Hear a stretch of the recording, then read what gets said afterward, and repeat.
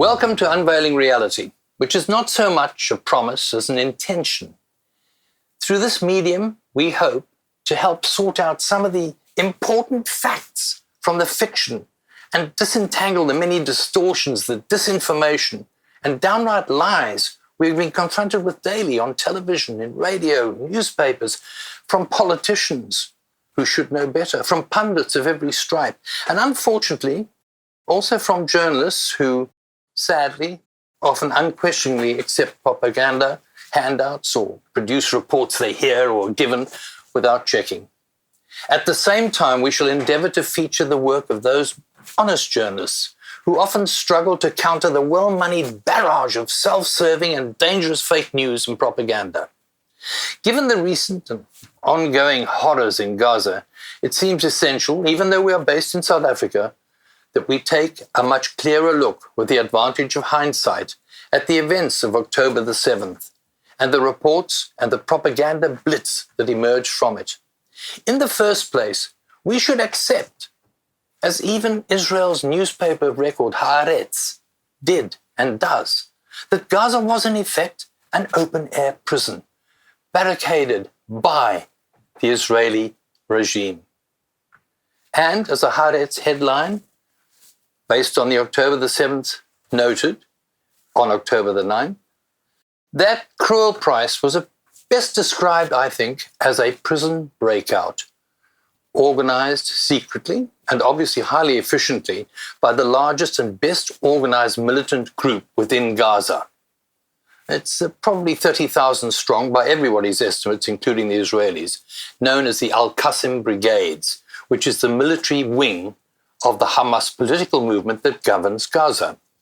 Once the Al-Qassam fighters, in their black balaclava hoods and green headbands, once these fighters had breached the walls and the fences, they apparently targeted Nahal Oz and other Israeli military posts, killing, wounding, and capturing soldiers, Israeli soldiers. But having breached the border, they let loose, to quote William Shakespeare's Mark Antony, the dogs of war. Hundreds of mainly young men poured out of Gaza on scooters, on foot, on whatever, in cars, along with militants from other groups that are based in Gaza. Because there's not only the Al-Qassam Brigades, and there's not only Hamas as a political organization. What happened was an acute shock and embarrassment to the Israeli political and military establishment, and there seems to be an element of panic in their response. Apache helicopters, armed with Hellfire missiles, were dispatched, along with tanks. Initially, it was claimed that 1,400 people, I beg your pardon, had died that day and night. Now it seems that the figure was probably around 1,000. But we'll never probably know conclusively how many people died or how they met their deaths. There were Israeli citizens, Jews, but also Filipinos and other foreign workers and Palestinians. How did they die? Who killed them? That we will probably also never know in detail. But what we do have now is a video clip of Apache helicopters and what actually happened when they hit the area that the Al-Qassam Brigades had opened. The Palestinians who died, the Israelis who died, the Filipinos or foreign workers who died were often struck by Hellfire missiles, and there's no way the pilots knew who on the ground was running or who were the drivers and passengers of cars. But this is how those pilots reacted, as you've seen from that video that we've just shown you. But also, trundling into the battle, into the fray, were tanks. And they also opened fire.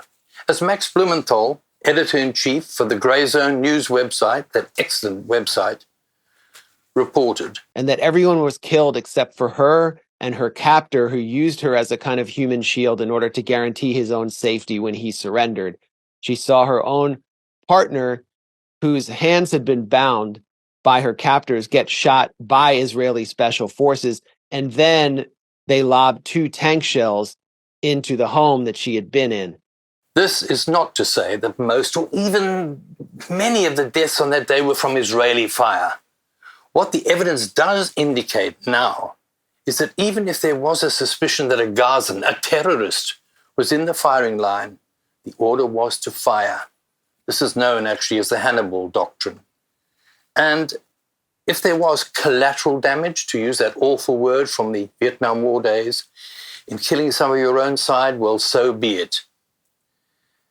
Then, in an apparently hurried attempt to try to deflect attention from Israeli security blunders and the reality of what happened on October the 7th, we have faced a barrage of lurid claims of barbarism and butchery, which were made by the Israeli establishment and by Elion Levy in particular, a British settler born in London, educated at Oxford and Cambridge, who's now the spokesperson for a Zionist regime that is as close to fascism as any we've ever seen in recent history.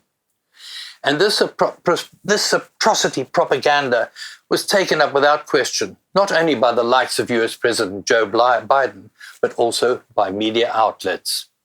Babies, some 40 it was claimed, had been beheaded. There were multiple gang rapes. And Levy referred to Hamas as a rapist regime. Very peculiar. All of this is part of a predetermined strategy. Victims were said to be burned alive, charred beyond recognition. We in South Africa know from our own cruel history and what our security police did, how long it takes to char a victim beyond recognition and how much effort it takes. But a Hellfire missile does it almost instantly. So there we have it. We're starting to get the truth, or getting close to the truth or the facts of what actually happened on that day. But however much propaganda has it that there was some sort of brutal standalone event, it has a history and an ideological background. This too we need to look at, to analyze, and hopefully to understand. We'll hopefully give you some of this background. In particular, where did it all start?